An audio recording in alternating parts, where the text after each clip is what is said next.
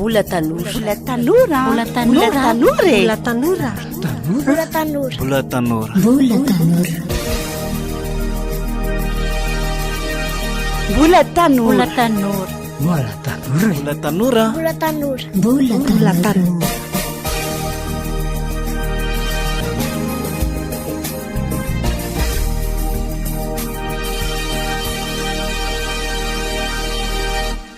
Fa miarahabanao manaraka ny fandaharana. Miaraka aminao eto anio Alice, Zosy, Armand. Inona no tian'izao tontolo izao hovaina amin'ny fiainan'ny zanak'Andriamanitra?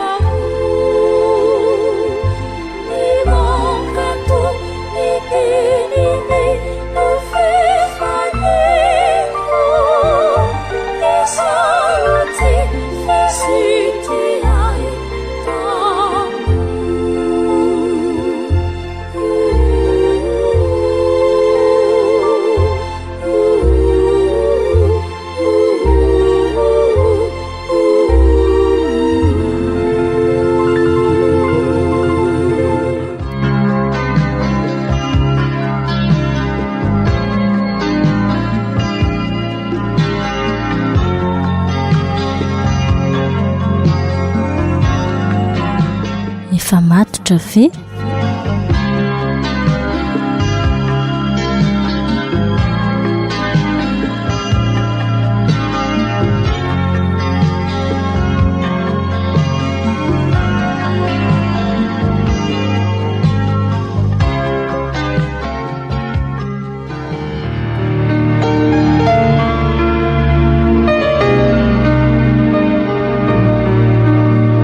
Resaka ny fanaovan'ny Paola Sara tamin'ny Michel Dada.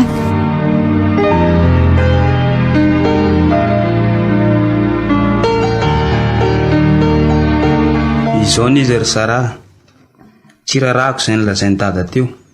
Tsy azoko hoe nahoana loatra mitranga mamy izao loha izao, fa inona no nataony? Na izaho koa zany tena tsy mahazo izao e. Sady ahoana ary ny fomba mbola inonan'Andriamanitra izay lazainy hoe fitiavana.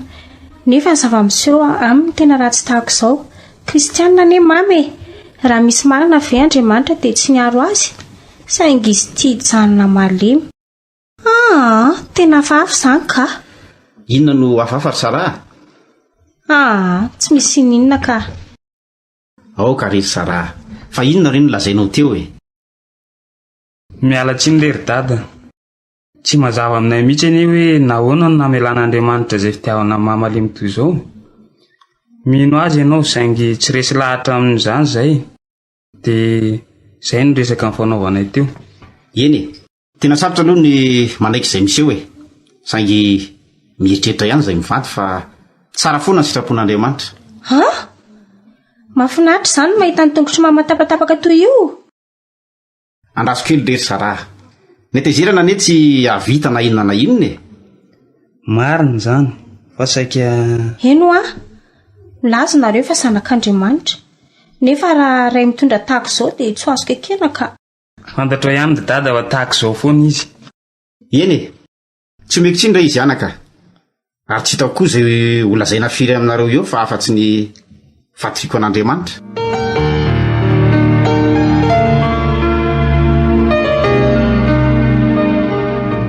Sara nandeha nitsidika ny reniny tany amin'ny hopitaly.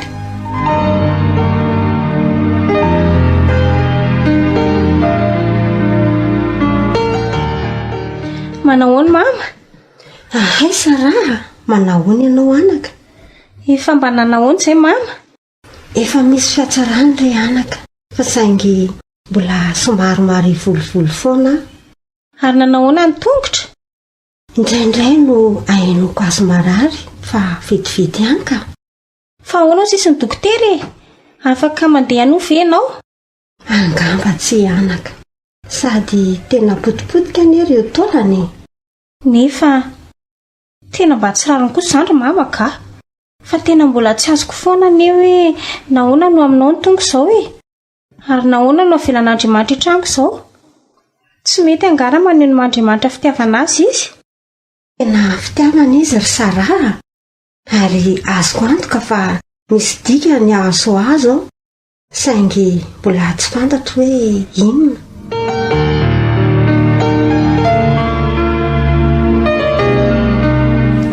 Rehefa lasa Sara dia lasa nieritreritra teo Françoise reniny.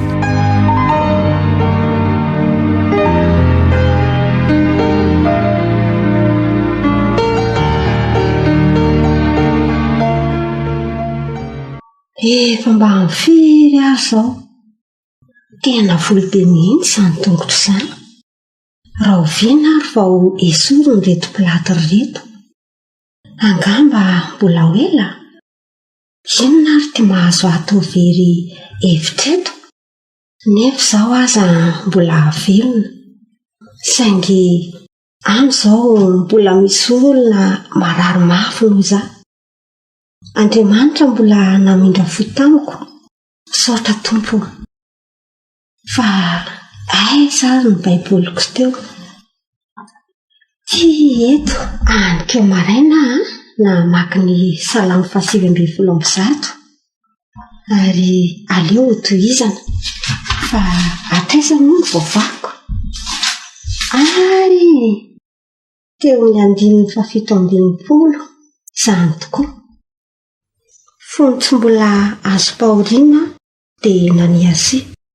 Fa ankehitriny dia mitandrina ny teninao aho, sady tsara ianao ny mpanao ny tsara. Ampianaro any didinao. Tena mahagaga mihitsy izany a. Amin'ny foko rehetra no nitandremako ny didinao. Raha mba afaka mihetsika kely mantsy aho amin'ity pilatry ity.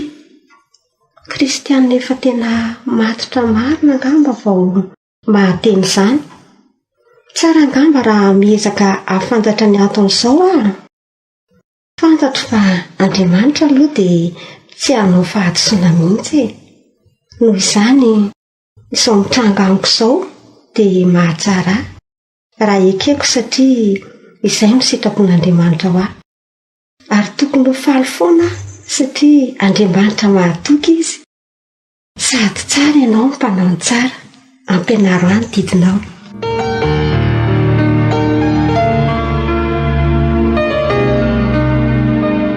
Resaka ny fanaovan'i Michel Etienne tao aoriana kely ny voan'ny Françoise ny hôpitaly.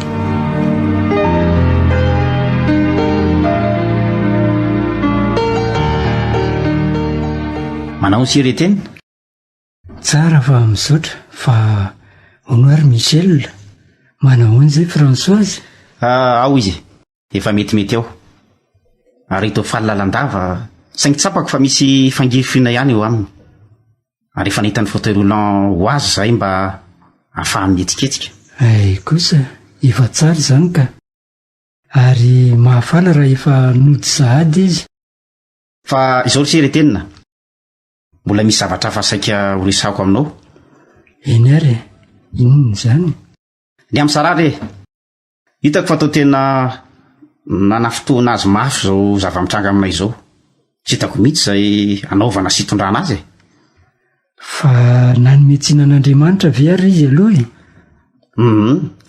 Indray andro zay reko nresaka izy Paul dia nolazainy fa nahoan'Andriamanitra fitiavana no manao zany amin'ny zanany. Eny e, tena sarotra amin'ny olona tsy kristianina aloha ny ahazo an'izany. Dia inona zany izao nataonao? Raha ny tena marina Etienne dia mivavaka mba anatrin'Andriamanitra ny Françoise sy ahafahany mandeha indray. Zay no nataoko. Dia hitany Sarah amin'izay fa tena misy Andriamanitra. Sorika aloha fa tena mafy ny mahita ny Françoise eo amin'ny fauteuil roulant. Fa Françoise ve aloha manaiky izay miseho e? Izany hoe mety tsy ho afaka handeha intsony izy. Tena mahagaga mihitsy e. Angamba izany natao hoe fiadanana, izay mbola tsapako tany aloha. Nefa izay izao efa 20 taona ny vadinany e. Miresaka mety azo-tranan'Andriamanitra azy ve izy? Tsy mba hitako ny teniteny momba izany izy. Fa mahagaga indray andro izay tany amin'ny hôpitaly, dia nilaza izy fa tena niteny taminy ny tompo tamin'ny alalan'ny Salamo fa 7:10. Tena mahafinaritra raha ohatran'izany no andraisany azy a. Fantatro tsara mety iseho raha nanao andolo-po izy. Ahoana mety ho nandraisan'ny Sarah sy Paul an'izay raha toa ka tsy nahatoky an'Andriamanitra i Françoise? Marina tokoa izany. Saingy anahoana reny fihetsika izy dara mba afaka handendreny reniny? Anahoana re izany Etienne? Dia ho tena fahagagana tokoa aloha e. Tsy mbola misatra manao fahagagana Andriamanitra e. Sa ahoana hoe ianao? Zay mihitsy ka. Nefa izay mihitsy e. Vitan'Andriamanitra izany. Tena nasitrana ny Françoise Andriamanitra. Raso aloha Michel. Hitantsika izao fa misy toetra vaovao miseho amin'ny Françoise sa ahoana? Nahitako azy hatramin'izay dia mipetrapetraka tena somary mihidy mihitsy aza. Tena mahagaga ny fomba nanekeny an'izao zava-mitranga izao sy ny fahatoky ny tanteraka an'Andriamanitra. Mba azonao an-tsaina very Michel fa amin'izao mahazo azy izao no mety ahafahan'ny tompo mampiasa azy bebe kokoa no tamin'izy sitrana. Nefa sarotra ny teninao izany Etienne. Marina izany e. Nefany tokony ho eritreretina ihany izany sa ahoana? Ny azoko antoka aloha dia izao e. Andriamanitra no mifeny zavatra rehetra ary ny tsara indrindra no ataony. Sika izany no mila maharitra e.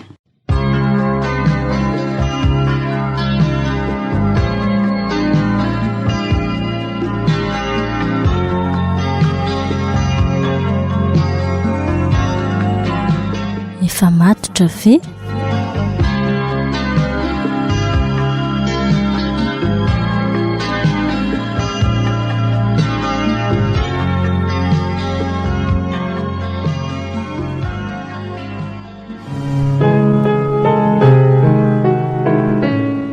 Ary aza manaraka ny fanaon'izao tontolo izao fa miovaha amin'ny fanavaozana ny saina hamantaranareo ny sitrapon'Andriamanitra dia izay tsara sady akasitrahana no marina. Romanina 12 ny 15.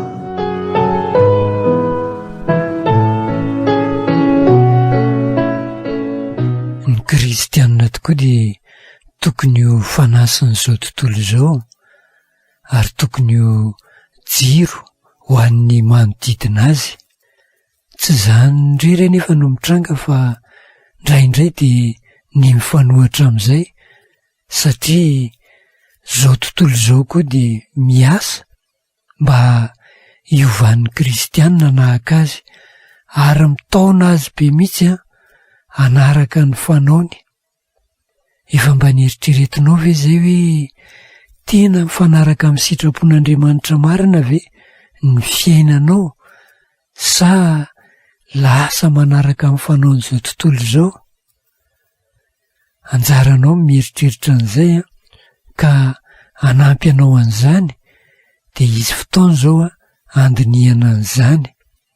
Mandray sary ianao taratasy sy stylo handray fanontaniana nefany milohan'izay dia ndaolo mba ho tsy haivina kely hoe inona no hitantsika tamin'ny farany, inona no azonao amin'tinana ny lesona tamin'ny farany pastera Rasolonjatovo.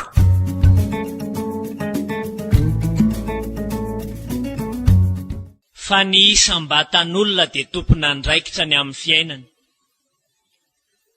Tompona andraikitra ny amin'ny fiainanao ianao fa io tsy azonao ahilika amin'Andriamanitra fotsiny hoe dia ity no nataon'Andriamanitra ho aho. Tompona andraikitra ho amin'ny hoavinao ianao. Dia tsarovy fa tsy mitovy mihitsy ny hafaran'ny olona mpitaingy tamboho sy ny olona mifofo mianatra. Aza manao nofinofin-dala. Tsy mitovy mihitsy ny hafaran'ny olona mandany ny androny amin'ny revirevo izy nareo tanora sy ny olona mametraka ny fiainany hoe zao ny tanjom-piainako. Tsy hitovy ny hafarany izany. Aza manofy atoandro. Tompona andraikitra ny amin'ny fiainanao ianao. Dia izay no nanaovantsika an'le taratasy ny fiainona manokana iny hoe aizakay ny fiainanao io androany. Dia mizotra makay izy io afaka herintaona, makay izy io afaka 5 taona. Manana tanjona amin'izany ve ianao? Dia raisan-tanana ny fiainanao. Tsy azonao ahiloko amin'Andriamanitra ny fahadisoana nataonao. Tsy azo ahilika ao amin'ny hafa io fa fiainanao io dia raisan-tanana. Fa rehefa kosa ianao tena miaraka amin'Andriamanitra, tsy midika izay hoe tsy mandray an-tanana ny fiainanao tsony ianao. Misy zavatra ataonao amin'ny fiainanao, Andriamanitra miaraka aminao eo. Raha izay rehetrarehetra izay natambatra dia izao, fanomezan'Andriamanitra atsika ny fiainana, fanomezan'Andriamanitra anao io mahatanoranao io, ahoana ny hitondranao azy.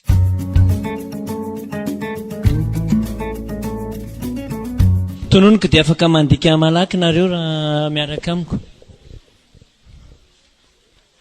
Inona avy ny tian'izao tontolo izao ovaina amin'ny fiainan'ny zanak'Andriamanitra?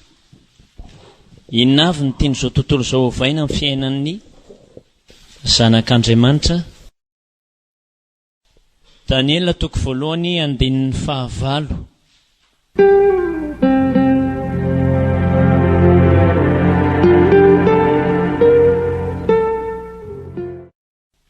Fanontaniana faharoa, azo atao ve ny mandaha-panajana ny fanaon'izao tontolo izao? Azo atao ve ny mandaha-panajana ny fanaon'izao tontolo izao? Inona no ohatra? Dia eo izany nareo mitanisa ohatra mazava. Inona avy le isarian'ny ankizy na isarian'izao tontolo izao anareo, dia ahoana no hatrehana an'ireny?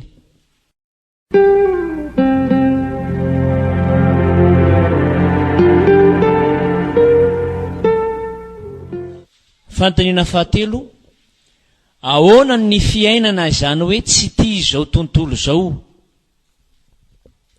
Milazao ohatra mazava. Ahoana ny fiainana izany hoe tsy tia izao tontolo izao? Milazao ohatra mazava.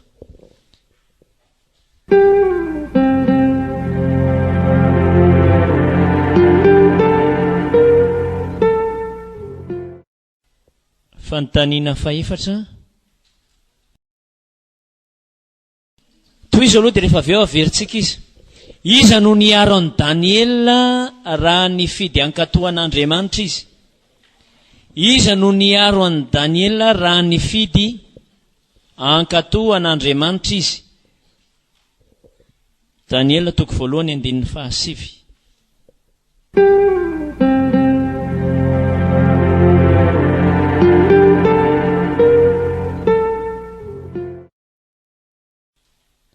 Fahadimy, inona ny fifandraisana misy eo amin'ny mino sy ny ray ary izao tontolo izao? Inona ny fifandraisana misy eo amin'ny mino sy ny ray ary izao tontolo izao? Jaona 1:2-5.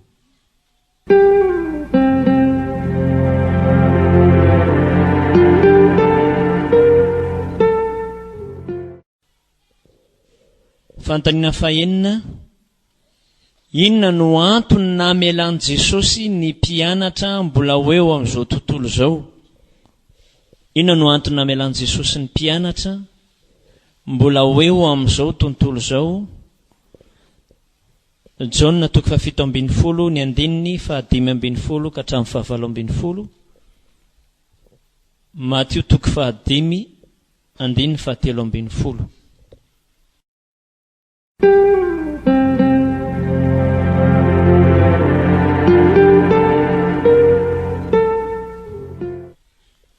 Fanontaniana fahafito, ahoana ny hevitra izany eo amin'ny fiainanao? Toy an'ilay fanontaniana fahaenina teo izany io. Ahoana ny hevitra izany hoe napetraka teo amin'izao tontolo izao mpianatra, dia ahoana ny hevitra izay?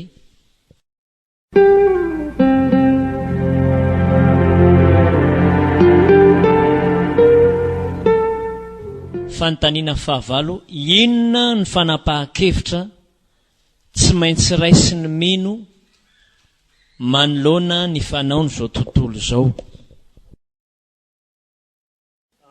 Daniela ihany io.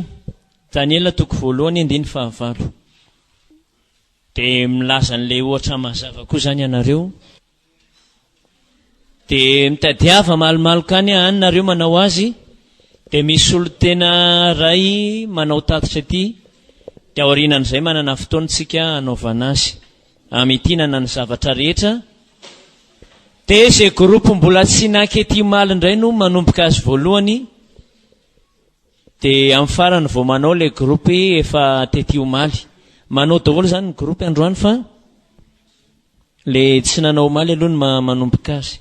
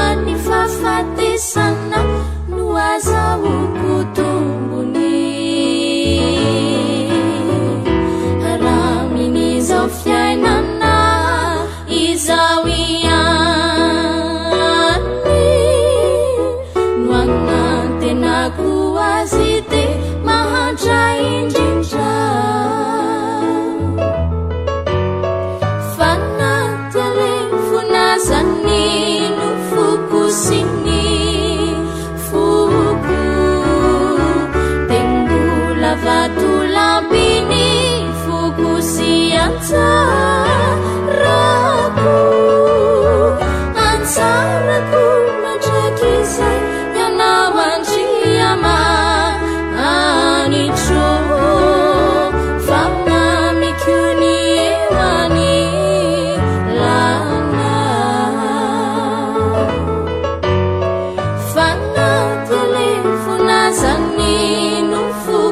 sy ny foko dia mbola vatolampiny foko sy antsarako antsarako mandraky izay ianao andriama anitro fa mamikony ewany lana.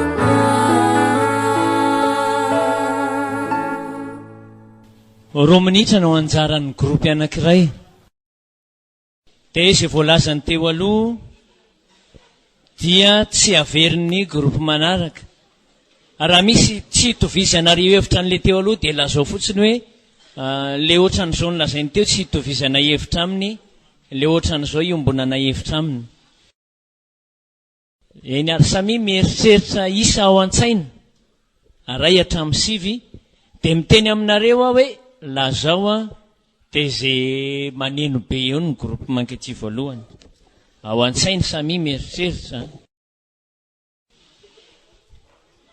Samy efa nieritreritra ay manisa telo aho dia tonony ara ny gropy tokony ho ankety isa roa telo op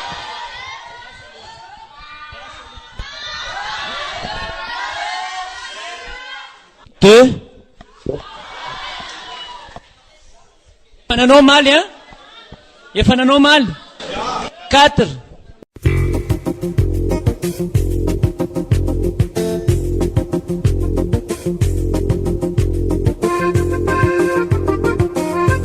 fantanina voalohany ny fahadiovany inona avy ny tian'izao tontolo izao hovaina amin'ny fiainany zanak'Andriamanitra dia ny fahadiovana ny hitanay fahadiovana satria tsika raha nandray Kristy dia efa nodiovina dia izay fahadiovana izay no tiany avadika hovaina ho maloto indray zany. Fanontaniana faharoa azo atao ve ny mandaa ampanajana ny fanaon'izao tontolo izao dia azo atao dia ohatra hoe mandeha mirevy miaraka amin'ny namany ianao dia azonao atao tsara hoe za tsy misotro za tsy mifoka fa afaka miaraka eo ianao mifanajana be fa tsy hoe za dia tsy mila an'io na hoe za tsy hifoka an'io manjary teritra ary zalatsy iny. Ahoana ny fiainan'izany hoe tsy tian'izao tontolo izao dia le izy a resaka safidy na izao tontolo izao na Andriamanitra. Ohatra hoe rehefa sabotsy hariva dia misy ireo azo lazaina ho fialambolin'ny tanora, misy ny boaty, misy ny bara, misy ny boro dia nefa koa misy ny club aty am-piangonana isaka sabotsy hariva dia misafidy ianao hoe za ve ho any amin'ny bara sa ho any amin'ny boro sa ho any amin'ny club. Safidy zany le valo amin'ny fahatelo hoe mila misafidy tsara ianao.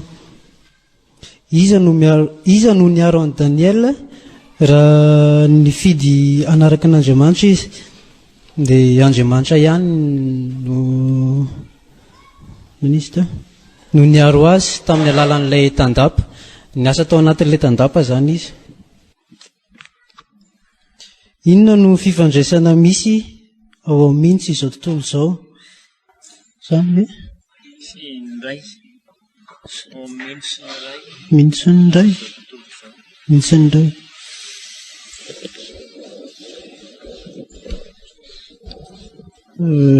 iny ka maloatra tsy mazava tsara fa zafady dia inona no antony namelan'i Jesosy ny mpianany mbola ety ambonin'ny tany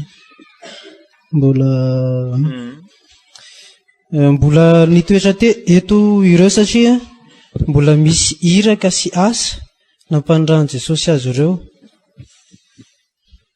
dia koa mba ho fanasana zany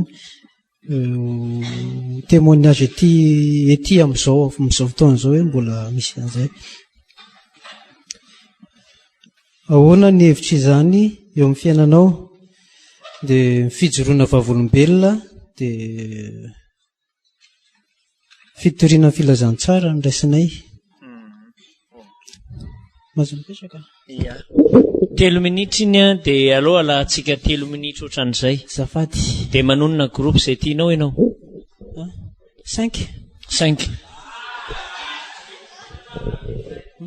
5 plus soloy efa nanao maly mano ianao ary 3 ary isorana aloha izy dia meoteka aloha ny izay nahavita.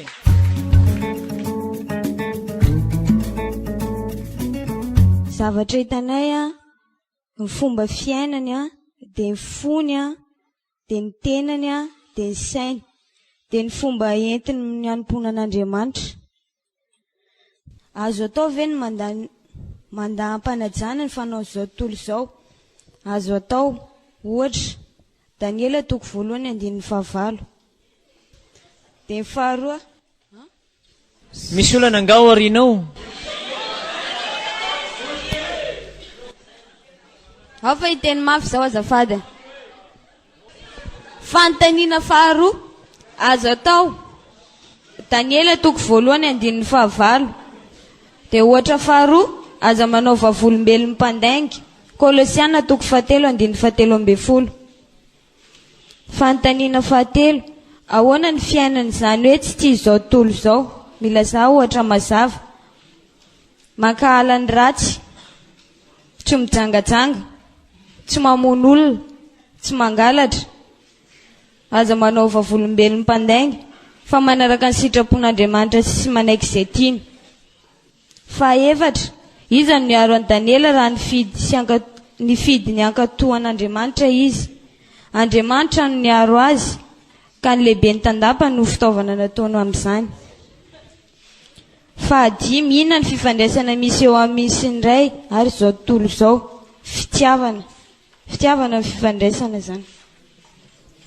Fahaenina inona no antony namelan'i Jesosy ny mpianatra mbola eo amin'izao tontolo izao? Ny tsy ho tia izao tontolo izao fampiseho ny fitiavan'Andriamanitra mba ho modely fahazavan'izao tontolo izao dia mba hanohy ny asan'i Jesosy Kristy. Fahafito ahoana ny hevitra izany eo amin'ny fiainanao? Ny hevitra izany mila mitory, mila manana fitondrany tena mendrika araka ny sitrapon'Andriamanitra mba ho tena fanasina, mba ho modely zany ianao amin'ny fiarahamonina izay rehetra misy ianao. Fahavalo inona ny fanapahan-kevitra tsy maintsy raisiny mino manoloana ny fanao izao tontolo izao?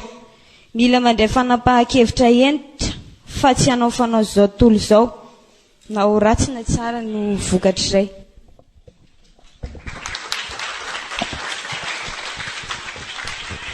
Eny ary aboay mihitsy le ohatra mazava ho an'ny groupe manaraka io rehefa avy eo inona mihitsy le izy dia manomeza ohatra mihitsy amin'le fiainanareo tanora. Azonareo le ohatra tadiavina tantely milaza groupe manaraka ianao azafady. Sisa eny ary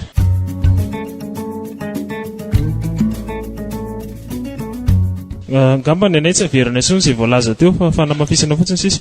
Fanontaniana voalohany le mahatsikatsika mihitsy no tiany devolovaina satria raha mamakytsika teo amin'ny Daniel io 5:4 sy 5 dia hoe nampianarana fanao ny kaldiana sy ny karazany zany hoe le mahajiosy anazy no saika novainy zareo dia tsika mihitsy koa le mahazanak'Andriamanitra tsika ny tia novaina. Fanontaniana faharoa ngamba ny tsy azo edikevitra iny fa efa voavaly teo fa nohatra mazava hoe raha ohatra ny foka sigara dia tsy mitentsika hoe misaotra betsaka fa tena mandaa azotsika atao mandaa hoe zanak'Andriamanitra. Dia izay koa fitoriana amin'ny famonjena fijoroantsika vavolombelona. Fanontaniana fahatelo gamba avy dia ohatra nomenay satria mitovitovy ihany ny valiny amin'ny efa voalaza teo. Ohatra hoe matetika any ampianarana na ohatra izany rehefa hitady vola ohatra dia misy fotoana hoe manao bal de jeune izay manana endrikendrika ohatra ny any amin'ny boaty ireny ilay izy rehefa tena mandeha ao. Dia ianao hoe zanak'Andriamanitra dia karakara an'ireny na dia hitady vola ary. Azonareo? Izany hoe ny fanao izao tontolo izao ny valiny amin'ilay fanontaniana fahatelo ny anay. Fanontaniana fahaefatra mitovy amin'ny teo, fanontaniana fahadimy misy tontolo anankitelo samihafa eo izany dia izay mbola te hiaraka amin'ilay eo amin'izao tontolo izao tsy tia an'Andriamanitra izy izay. Fanontaniana fahaenina fanampin'ny efa voalaza teo hoe tsika koa natao hitarika ny olona ho any amin'Andriamanitra. Fanontaniana fahafito ia mitovy amin'ny teo ihany gambany. Fanontaniana fahavalo hoe tena mandaa ampanajana. Misaotra tompoko. Groupe 1.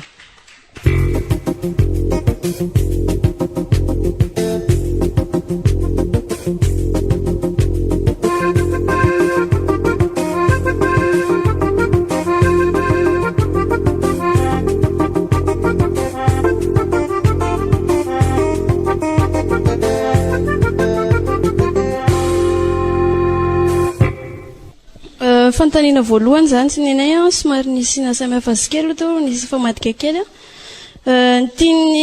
tia zao tontolo izao ovaina amin'ny fiainan'ny zanak'Andriamanitra dia ny finoany zanak'Andriamanitra sy ny fahatokinan'Andriamanitra fa tsy hoe le izay manko nohatra famadika kely teo dia izay fotsiny tianay mariana fa mitovy ihany dia ny fanontaniana faharoa ekena azo lavina tsara mihitsy ampanajana tsy midika akory izany hoe miavonavina na hoe manao tsinitsinina an'ilay namana fa afaka lavina ampanajana mihitsy le fanao izao tontolo izao izany manodidina antsika. Ohatra izao hoe misy miproposé anareo fotsiny-tsotra izao hoe ndao hirevy dia afaka miteny hoe tsy izany ny revinay. Ohatra mba tsy voatery izany tsika hoe miavonavina na hoe masika amin'ny le namantsika fa afaka izay ohatra izay. Mangataka fahanginana azafady tompoko. Fanontaniana fahatelo izany atao hoe tsy tia izao tontolo izao zany amin'ny maha kristianina dia voalohany indrindra aloha izany mazava ho azy tsy miara-mirona amin'ilay olona izao tontolo izao amin'ny fanaony izany. Faharoa koa tsy mankasitraka na manohana fotsiny ary ohatra tovitovy amin'ilay teo aloha ihany moa izany ilay izy, tovitovy amin'ilay fanontaniana teo aloha ilay ohatra hoe mandaa fotsiny izany, mandaa an'ilay zavatra fanitonan'ny Satana eto amin'izao tontolo izao atsika mihitsy. Fahaefatra dia mitovy amin'ny valiny teo aloha ihany. Fahadimy mitovy ihany koa. Dia fahaenina, inona no antony namelan'i Jesosy Kristy ny mpianatra mbola eo amin'izao tontolo izao? Ny tena marina izany ny antony namelan'i Jesosy Kristy ny mpianatra mbola eto amin'izao tontolo izao dia noho ny fitiavany atsika, izany hoe toy ny nanirahany indray azy no anirahany atsika ihany koa, ho atsika mpanompony mba hanavitra an'izao tontolo izao satria mbola misy famindrapo ao izany. Donc ohatra ny nadidin'i Jesosy tamintsika ihany no adidintsika amin'izao tontolo izao.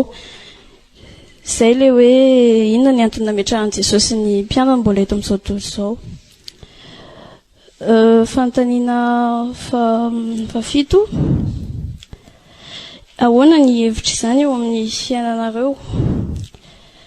Ny hevitra izany dia hoe mitsotra be angambany hoe fitiavan'Andriamanitra atsika, izay no globalisenay izy. Fahavalo, inona ny fanapahan-kevitra tokony ho raisin'ny mino? Fanapahan-kevitra tokana ihany angambany dia ny fijanonana être fidèle envers Dieu mialatsiny dia miaro ny tenantsika tsy ho voaloto ary mitandrina fahadiovana eo anatren'Andriamanitra. Saotra tompoko.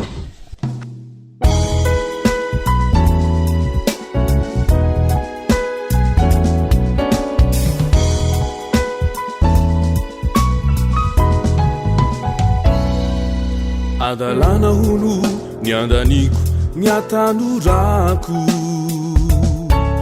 amizany atao hoe fivavahana voninkazo vao mitsiry tokony haingo ny tanàna dia manday ireo fahalalana hitondra ho ahy zany fizany tsy vo maiky ave fangejana no entiny raha mafantany hoe nahoana molo diako ny raiko tsy zany tsony andramano ambarany Andriamanitro izaho ty satria anao tia taloha ka natonga anao hanolotrany zanaka lay tokana zay nanavotra ny haiko tsidina nanavaka ka natonga hanampiaina mavaka Andriamanitro izaho ty satria anao tia taloha ka natonga anao hanolotrany zanaka lay tokana zay nanavotra ny haiko tsidina nanavaka ka natonga hanampiaina mavaka ka natonga hanampiaina mavaka ka natonga hanampiaina mavaka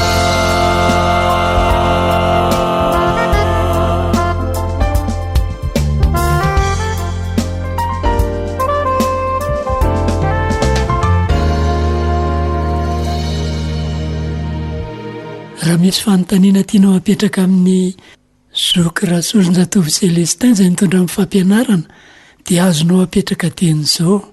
Afaka miantso azy ianao amin'ny 034 17 480 16. Raha mitady fampianarana kosa ianao na mitady ny CD misy ny fandaharana dia afaka miantso anay amin'ny 034 47 887 11 na ny mail fbb.svm@gmail.com. azonao atao koa manatona amin'ny vatana eny amin'ny edisiona vaovao mahafaly Antsahabe Ampitankinela na miantso ny 033 75 521 01. Ny tompony hitahanao lalandava mandra-pionindray ary Mbola tanora. Mbola tanora. Mbola tanora. Mbola tanora. Mbola tanora. Mbola tanora. Mbola tanora. Mbola tanora. Mbola tanora. Mbola tanora. Mbola tanora. Mbola tanora.